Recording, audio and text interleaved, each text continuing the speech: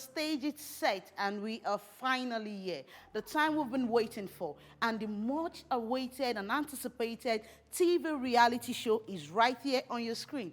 My name is Geniushubglobal and I'm your host. And trust me, this event is proudly put together by geniushubglobal initiative. And now this is implemented and funded by EU and IOM. And you know what the story has? We have amazing beneficiaries. How are you guys doing today? Please give it up for yourself. Please give yourself a round of applause. It's amazing having you guys here. And trust me, you're about to listen to amazing stories from these beneficiaries. They are migrants and they are beneficiaries from the much city that you all have been thinking, can anything good come out of Upper? Now, this reality TV show is tagged My Upper. We're about to listen to stories from these beneficiaries, share with us what they have been through, their journey, and how they became part of this initiative. As you earlier saw in our teaser, you saw our wonderful facilitators and junior sub-staffs take us through the journey of how they have trained these wonderful beneficiaries. But how would you know what their skills can do for the world today if you do not listen to their story? Stick around with us. We're about to take you to the next level. My name is Nemat.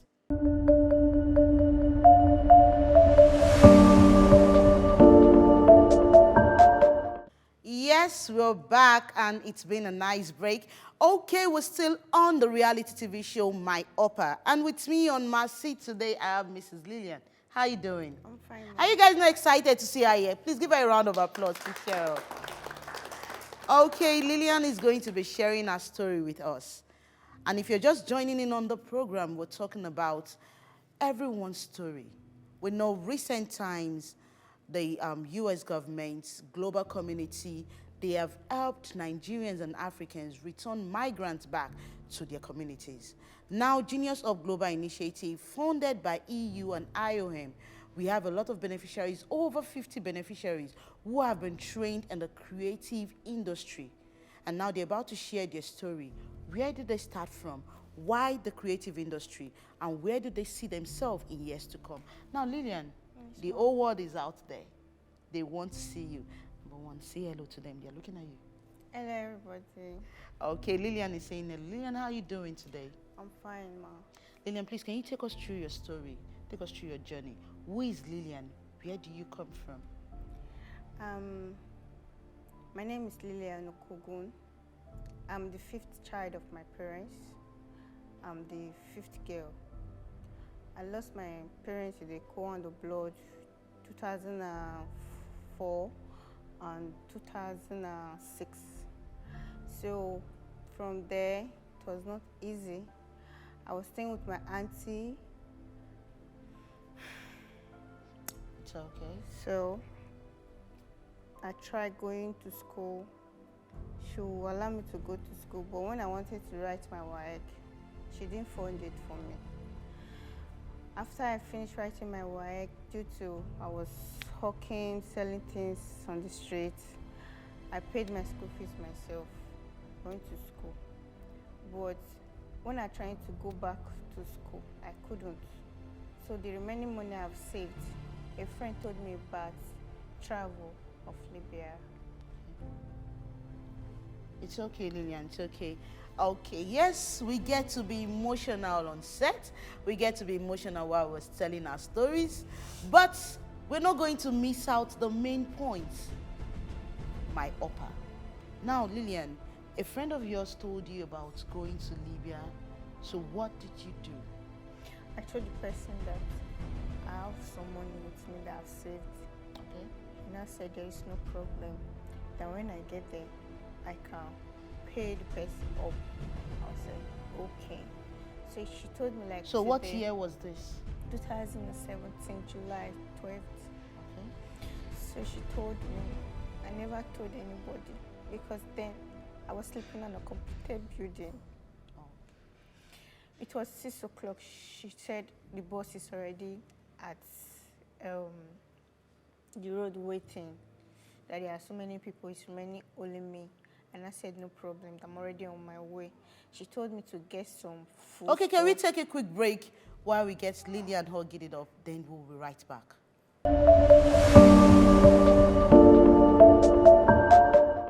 Okay, Lilian, so take us through. When you got there, was it a straight journey or something else played along the line? I thought it was a straight journey. I never knew it was going to be a desert. So I was sitting in the box. It took us for some hours. I was like, I will not get into where we are going. She said no, that we are still going. We got to Kanu. For Kanu, we are lighted. After we are lighted, they said we are taking another box. We took another box. They said that we are going to beat the border before the police can come. I was like, I don't understand. Why is the journey like this? This was not what they told me.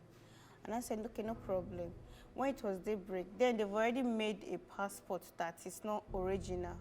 They forged the passport and said, when we get to Niger, in Niger it's a place where you have mixed people, they speak different kind of language. Number one, start with Arabic, and they speak English, they speak their own language too.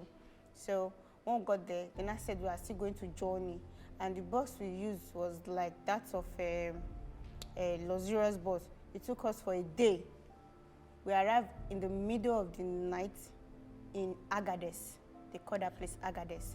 So when we got there, what they used to welcome us was with beating, slap, we were hungry.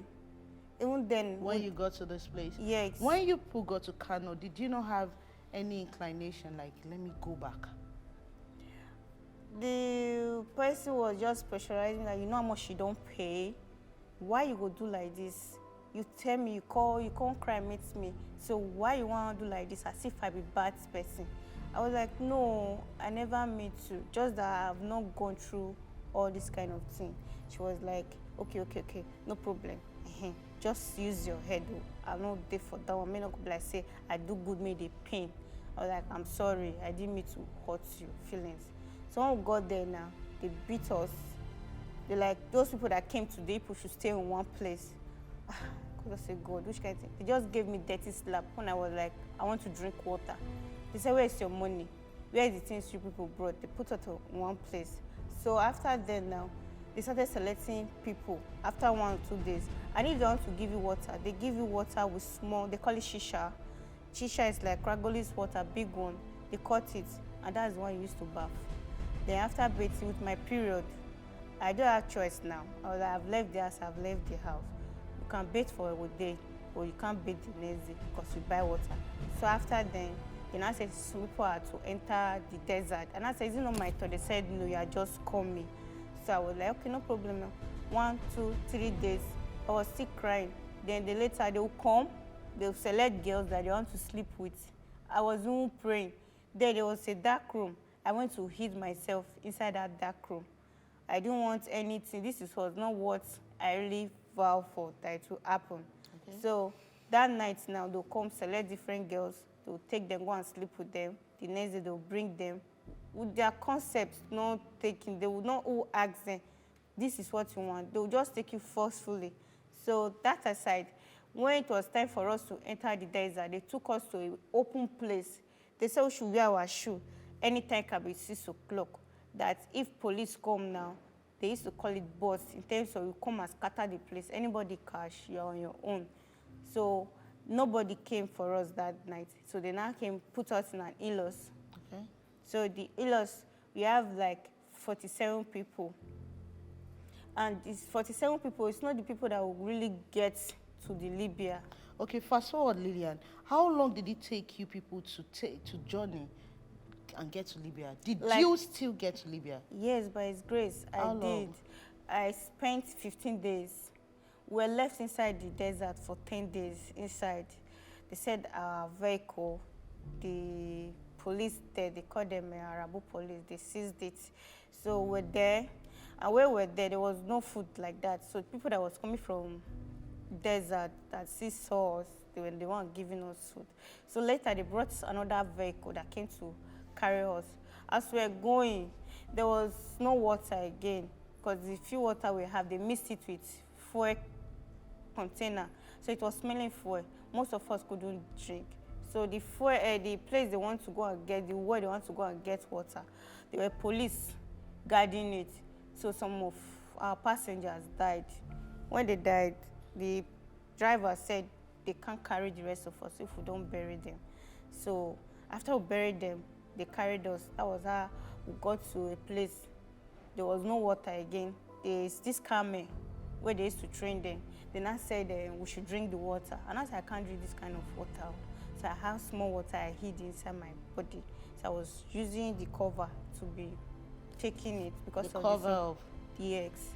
So after then, the dried food we eat like biscuits, gari. You don't soak gari because there's no water. So you just put it in your mouth, throw some little water. So when we get there was 5 in-laws. They just got accidents with the speed. So as we were going, they were burying people. So I was not scared at that moment. I was like, babe, no bless you, tell me. Seriously, at least no matter the what. lady that introduced this idea to you, Yes. that told you about it, she was also on the journey. Yes, she was. Was she going through the same thing you were going through? Yes, all of us. All of us were there. Okay. And no matter the speed of the car, anybody that falls out to the south, they will leave the person. Like you people were heaped on the vehicle. Yes. Okay. Okay, now getting to Libya, how was your survival experience? When we got to Libya, we started, there's a place, they say they are billing people. They call it dinars. You pay dinars. And none of us had money again. So they said we should bring 10 dinar. Me, I didn't have any money. They gave me slap in my eyes, on my right hand eyes. So I was not seeing for a week. The eyes was closed. I couldn't look at the light, bright light, and the sun. So we managed to leave that place. We got to a place where they call Gatron. After the Saba. From Saba, and I went to the capital city. So where I stayed for some days, I started working in a Arabo house. I was doing a cleaning job. That was how I paid the person. So where I was coming from, police started chasing us. Now. They now caught us, took us to the prison. Like, people are illegal immigrants. That people didn't have any passport or nothing. Why in my country? That was how I went to the prison for the first time. So inside there, I met my husband. I have 2 kids for. Wow, can we please zoom our camera on our husband and wonderful baby? How are you doing? Please, can you say hello to the camera, please? So after then, I was pregnant. So with my first child. No. So her name, she's here. So after that, we now went to another place where we can get shelter. Cause there, So how long did you stay in prison for? we stayed for like 6 months first. 6 months. Yes, ma. So after we came outside, I was pregnant with my first child. She's 3 years plus now. So when we got to a place, there was no shelter. We were managing. The person we stayed with were not doing us any. I was not eating. I was telling the person I was hungry, say Ghana person. So he used to hid his gas for me to cook. And I said, no problem. My husband would buy me, there's a bread called brush, was my favorite, and a yogurt small. So I was eating that one. When he goes to work, they will give him 40, 50 dinars. In Nigeria money is like 5,000. So that's how we manage. Then there was like a day they said police was coming. I have to jump. It's very small window with my pregnancy. I was scared, like so that my pregnancy would not fall off. I managed, we escaped. That was how we started managing, not staying in a house. The money was gathering. Now I used to rent a house. After then, it was time for me to give birth. There was no work anymore. There, they used to say Shogo Grand, like where they used to look for work. I was in labor in 3 days inside the house. Nobody knew. Only my husband and one of my friends. So I told my husband to go to work, to go and look for money. So I managed to stay inside the room. The 3rd day, I started feeling pushing. So the other girl helped me, and I told her, see what you bring to help me deliver the baby. So I pushed. So you had self-delivery? Inside the room. Because they say when you shout, police will come and bust the house. So you have to seal your voice. Yes. While you were going through that pain. Yes, I managed to bear it. Okay, Lilian, sometimes in the course of this job, we tend not to be emotional. We tend to be professional and listen to stories. But don't you forget, we are humans and blood runs through our veins. And because of this conversation with Lilian, I would like to speed up this conversation so we can get to the main points. Now, Lilian, coming back to Nigeria, so far, so good. How long have you been back? And how did you get to know of this initiative by Genius Hub? I went to ROM Libya, so they were the one that deported me. Then brought me to Benin. Worked for both you and your husband? Yes, and my 2 kids. Wow. So I was so happy. To be back home. Yes, I was like, no place like home. Welcome back home. If nobody has told you this before on the program, Lilian, you're welcome back. Thank you, Ma. When I got to Lagos, I smiled. And they welcomed me with Nigerian jollof rice. Trust me, if you're a Ghanaian and you're watching this program, nothing beats the Nigerian jollof. It's in different spices. Yes. So go ahead. So after I ate that, I was like, really? I'm home. Then the rain showered on me. What a blessing. With my 2 kids, my husband, nobody died because so many people lost their life. I was so happy to be home. So after then, we were introduced into the camp. After 1 week, they brought us back to Benin. Thanks to our governor, he brought us back to Benin, gave us some shelter. So after 3 days, they introduced us to Genius Hub. I never knew my life would begin again. I thought that was the ending point for me. So that put a smile on my face. In my dream, I've dreamt of becoming an actor. So when they called me, like, are you Lilian Kogwa? I was like, yes. So we got a call from IOM, which introduced you should come to so place close to Satuna Market. It's called Genius Hub. When you come, we'll tell you what to do. And I said, yes, I'm very creative. Then I said, there's ICT, there's creative class. And I said, no problem. That was how I came. And they introduced me to their program. I have to choose. Then the program ran from Monday to Friday. And I saw so many people with joy. I was so happy. I was so happy. They made me happy, seeing everybody. Faces. Because I was tired of seeing white people. You just wanted to see your skin color. Yes. I was smiling, happy, communicate. I was not scared. Once in Libya, you are scared. You can't do anything. You can't carry phone along. You are scared. Anything, you are scared of going out, whether you come back home. Or before you come back, whether they will bust your house open, steal everything, or police arresting you. So when I come, I joined the creative class.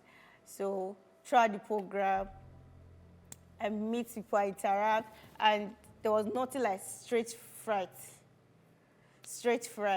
So I was able to overcome stage fright. Right. So are you telling me that right now, Nimat, I am sitting down with future Kemi Adetiba. I'm sitting down with future Joke Silva. I'm talking about veteran actress in the movie industry. Okay, Ma. Yes, I look forward to be those kind of people. So now, you've shared your story with us. You've taken us through the journey. And trust me, I have to give it up to you that, yes, in the believer's word, thanks to God Almighty. But in reality, well done. You're strong. Thank you, Ma. You're brave. And I'll tell you congratulations for coming back home, and congrats to your husband and your children. But then, do you have a story to tell? And you just told that story. Now, for people who are looking for that route that you took before, what do you have to say to them? Someone out there's a young girl like Lilian who has been maltreated by family. There's a young girl who feels her hope is lost. There's a young girl who feels there is no better tomorrow in Nigeria. I need to take the escape route and wants to do what Lilian did. Now, Lilian took a route. We're grateful she's back home. What do you have to say to that young girl? What I would say is just that be who you are. Don't listen to any side talk. There is no place like Nigeria. No matter what you do, God will bless you. You taking a bold step, knowing the kind of person you are, you can do it. Self-esteem, and self-worth will make you to go somewhere. There's somewhere out there waiting for you to excel, that will make you go viral. Than you with taking the risk. That does not worth it. Thank you so much, Lilian. Off camera, were you selected from the upper SAKPONBA axis or from the migrants? From the migrants. From the migrants, okay. Like I said earlier in the course of this program, I said this is a community-based reintegration project implemented by geniushubglobal initiative, but funded by EU and IOM. And as you heard Lilian, she was selected by IOM with her husband and children back to Nigeria. Now, this is a migrant story, but today, she is in the creative industry, trained by seasoned and professional facilitators. And trust me, on your screen today, you're privileged to see Lilian on set with me. Tomorrow, you might be seeing Lilian acting under Universal Basic Studios. You might be seeing Lilian at Marvel Studios. And trust me, you have the next veteran actress in the Nollywood industry seated right here on this seat. And you can do it also. Thank you so much, Lilian, for sharing your story. And it is a wrap on the segment with Lilian and our own story. What did you learn from this episode? My name is Nimat Shagumo. We would see you again, and it's a wonderful time with you right here.